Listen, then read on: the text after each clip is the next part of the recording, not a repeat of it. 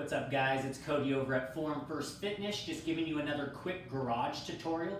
Today we are going to talk about a dumbbell suitcase deadlift, okay? So, as it sounds with suitcases, we are going to have the hands outside of our stance, which means we're gonna have to have a nice narrow stance for this. Well inside, shoulder width apart. Ideally, the feet are only about 3 to 5 inches apart from each other, okay?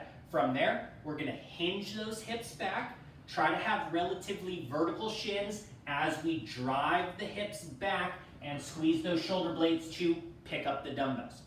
When we pick up the dumbbells, we're gonna have the pinky far back and actually touching the inside edge of the dumbbell so that as I relax my wrist, I actually have the nose of the dumbbell pointed down at about a 45-degree angle, the top or butt end of the dumbbell right at my hip.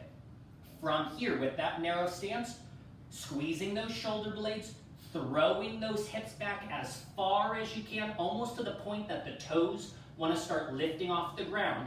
And once we get to that point, then we're just dropping that chest as the dumbbells kiss the ground right outside of that baby toe. Hips stay high, squeeze that butt, and contract those hamstrings to come up, and then reset, do the whole thing again. So shoulder blades back, throw those hips back until the toes want to start coming off the ground. Don't let them though, jam them back down. Let that chest collapse as it comes down, and then once we touch next to the pinky toe, strong drive up. If you guys like this video, make sure to like, comment, and subscribe.